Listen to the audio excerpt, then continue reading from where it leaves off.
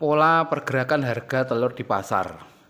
Ini adalah topik yang akan kita bicarakan pada video pada kali ini. Teman-teman sekalian, beternak ayam petelur walaupun skala rumahan, kita harus mengetahui tren pergerakan harga telur di pasar agar supaya kita tidak terkaget-kaget jika nantinya kita mengalami harga telur yang hancur maupun harga telur yang melambung tinggi. Teman-teman, pada dasarnya harga telur itu ada 3 pola ya. Pola yang normal seperti saya gambarkan sini. Ini adalah pola normal ya. Pola normal adalah di mana harga telur itu ya normal-normal saja, tidak terlalu rendah dan juga tidak terlalu tinggi seperti itu.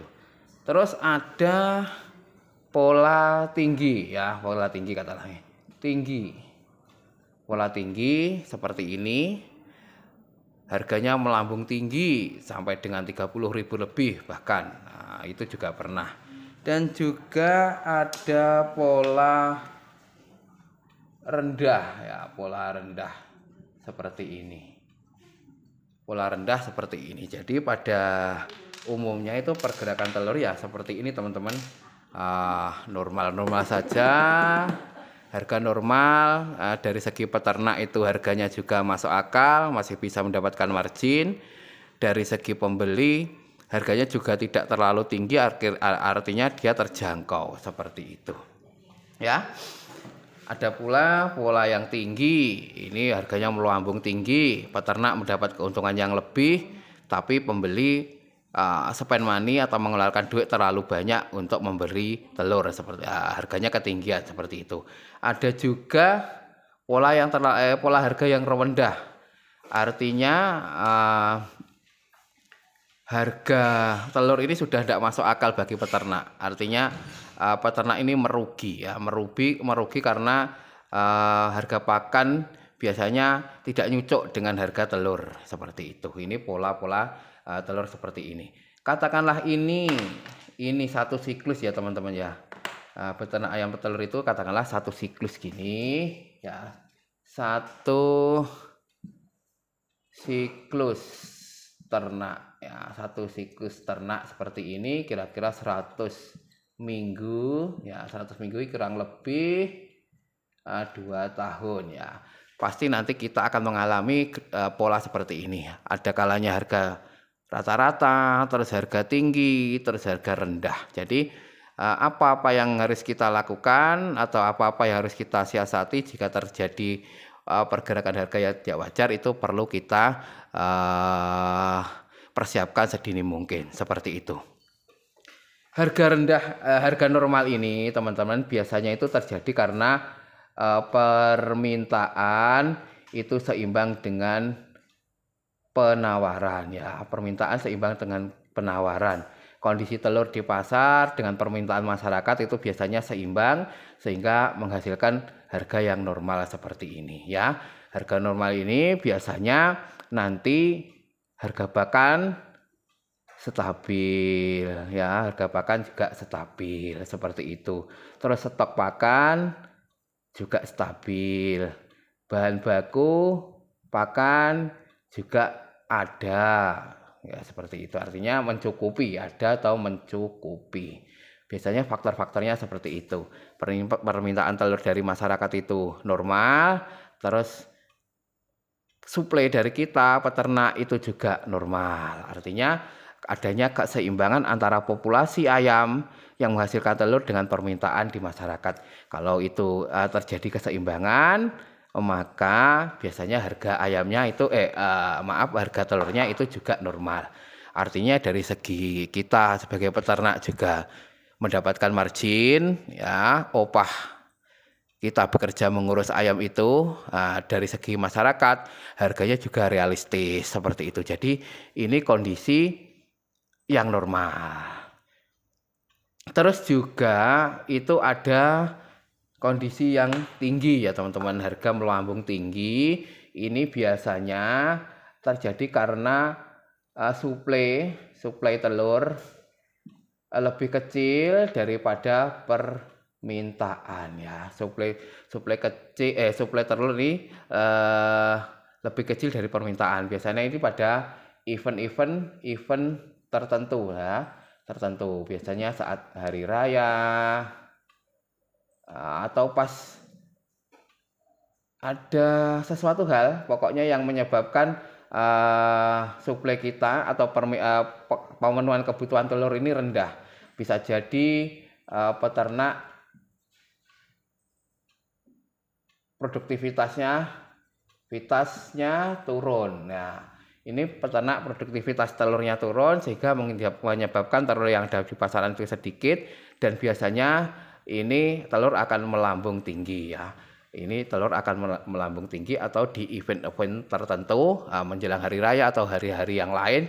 Pokoknya yang masyarakat itu banyak membutuhkan telur, biasanya ini telur harganya akan tinggi. Tapi ini tidak lama ya, tidak lama. Artinya euforia harga telur tinggi ini tidak akan lama. Ini juga bukan kondisi yang bagus teman-teman ya. Artinya ini terjadi ketidakseimbangan. Pokoknya yang tidak seimbang itu tidak bagus. Yang bagus itu tetap harga normal, artinya masyarakat juga membeli telur dengan harga yang realistis. Kita sebagai peternak juga mendapatkan margin seperti itu. Kalau harga tinggi, otomatis ya karena harganya tinggi daya beli menurun. Ya, karena daya beli menurun nanti ya harganya akan didorong lagi ke normal lagi seperti ini. Tidak lama. Hal-hal seperti ini tidak lama, paling lama ya 2 minggu lah. 2 minggu itu biasanya maksimal. Nanti harganya sudah terkoreksi menjadi harga normal. Karena nanti jika harganya tinggi, masyarakat juga menahan duit. Artinya untuk spend money atau mengeluarkan uang, mereka juga menahan.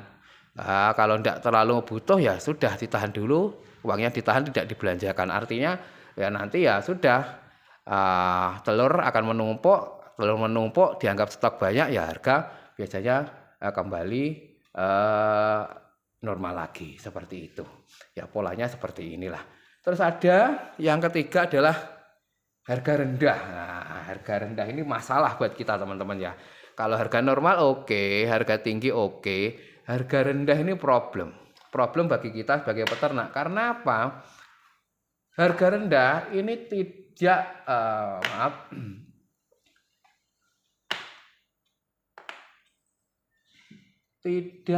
selalu diikuti pakan turun. Nah, pakan turun. Harga rendah ini tidak selalu diikuti dengan harga pakan turun seperti itu.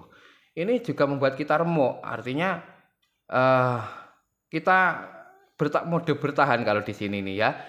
Biasanya harga rendah ini terjadi karena oversupply ya, oversupply. Ini karena katakanlah harga normal ini terlalu lama, akhirnya peternak menambah populasi, mengakibatkan jumlah telur di pasaran itu terlalu banyak ya, terlalu banyak daripada permintaan. Akhirnya mau tidak mau ya sudah, karena telurnya terlalu banyak di pasaran, akhirnya harganya rendah seperti ini ya. Ini biasanya overpopulasi dan juga penurunan daya beli dari masyarakat. Kalau penurunan daya beli itu ya mungkin karena goncangan ekonomi ya, tapi kalau kebanyakan menurut saya karena overpopulasi ya.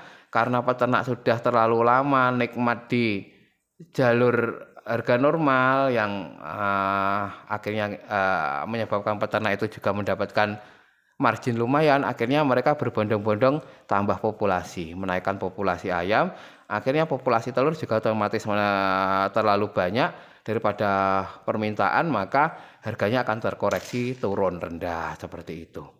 Lah kapan ini berakhirnya? Nah, kapan ini harga turun ini berakhirnya? Ini biasanya kalau populasi telur kembali normal ya. Kembali normal ini bisa karena beberapa hal teman-teman ya. Karena harga telur jatuh ya toh, harga telur jatuh, maka otomatis peternak itu rugi ya. Peternak rugi, akhirnya ada beberapa peternak yang minus atau mengurangi populasi. Mengurangi populasi ada juga yang gulung tikar ya. Biasanya yang gulung tikar ini adalah yang baru-baru Jadi yang mengurangi populasi adalah yang peternak senior. Mengapa kok beda solusi dari kedua peternak ini kan? Ya ini adalah jam terbang pertama ya, perkara jam terbang seperti itu. Jadi nanti jika semuanya sudah seimbang, artinya dari penawaran juga sama dengan permintaan atau paling tidak hampir mendekati permintaan, maka ini harga turun ini juga perlahan-lahan akan terangkat lagi menuju normal seperti itu. Ini grafik seperti ini kalau saya mengambil statement dari Bang Fahri Hamzah yang dia pernah berkata bahwa manusia itu sifatnya rata-rata. Tidak ada yang baik itu sedikit, yang jelek juga sedikit. Artinya rata-rata. Rata-rata normalnya ya seperti ini. Manusia itu ya sedang-sedang saja, terkadang salah, terkadang benar seperti itu. Harga telur pun seperti itu. Normalnya ya rata-rata aja. Terkadang tinggi, terkadang rendah, tapi ini tidak lama seperti itu. Jadi dalam satu siklus, katakanlah kita satu siklus ternak ayam telur 100 minggu atau 2 tahun lamanya, ya nanti pasti kita akan mengalami naik, turun, naik, turun, naik, turun. Tapi kebanyakan harga yang fluktuatif ini tidak akan lama ya, seperti itu teman-teman ya. Jadi memang ternak ayam petelur ini kuncinya adalah konsistensi ya. Konsistensi ini penting karena untuk mensiasati pergerakan naik turun harga itu. Jadi kita jika mau jadi peternak yang berhasil ya, kuncinya cuma satu, konsistensi seperti itu. Agar apa teman-teman?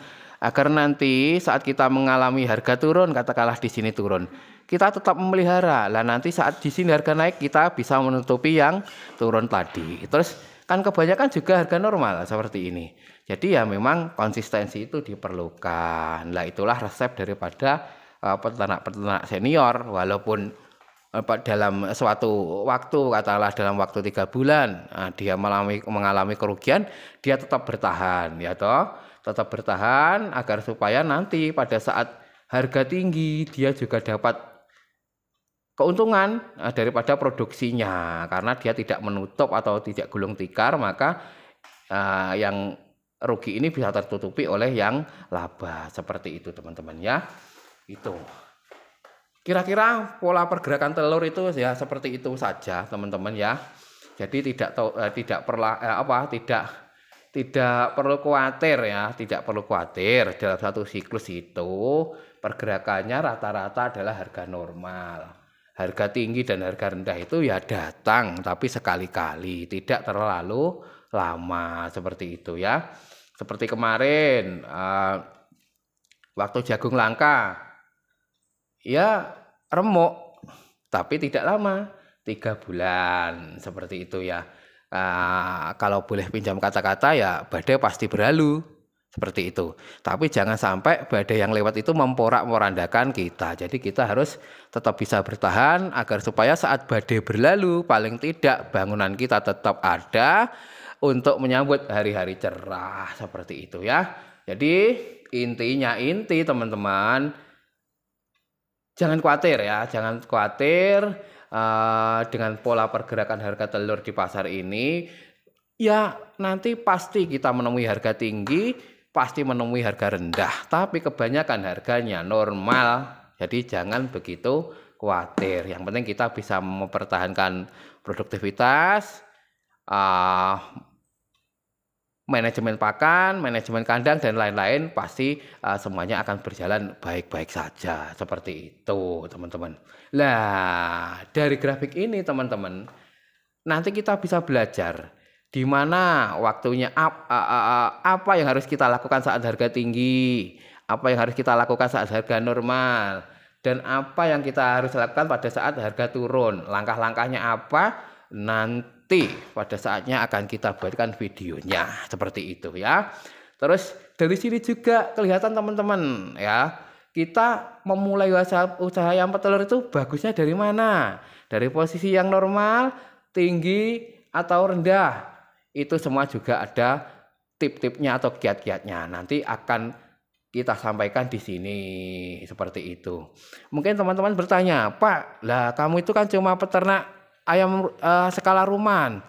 Kok umuk seperti ini, nah, gedablus seperti ini, apakah ini bisa diterapkan?" Nah, mungkin pertanyaan teman-teman seperti itu. Ya jelas bisa teman-teman. Kita itu usaha itu cuma beda skalanya ya toh. Kita skala rumahan itu skala kecil.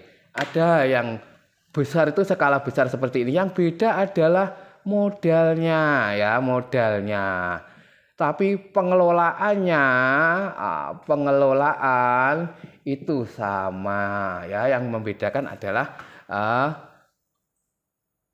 modalnya saja. Pengelolaan atau pola pikir itu tetap sama. Andai kata saya diberi duit yang banyak, saya mengelola peternakan besar, ya mindset saya ya sama dengan saya mengelola peternakan kecil seperti itu. Jadi yang membedakan adalah modal ya. Ya mungkin komplektivitasnya berbeda-beda, tapi mindsetnya, pola pikirnya itu sama dan kejadiannya juga sama. Seperti itu teman-teman ya.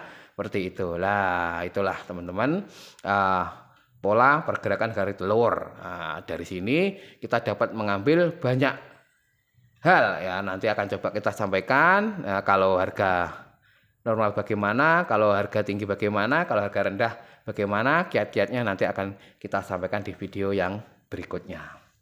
Sementara itu teman-teman ya, terima kasih banget bagi teman-teman yang sudah berkenan menonton video ini dari awal sampai akhir ya. Ada salah-salah kata mohon maaf. Jangan lupa channel Air Project Farm ini di subscribe ya toh. Ya barangkali saja nanti teman-teman bisa mendapatkan hal-hal baru ya, hal-hal baru yang mungkin bermanfaat. Kalau bermanfaat diambil, kalau tidak bermanfaat dibuang saja, tidak apa-apa. Terima kasih, sampai jumpa di video selanjutnya.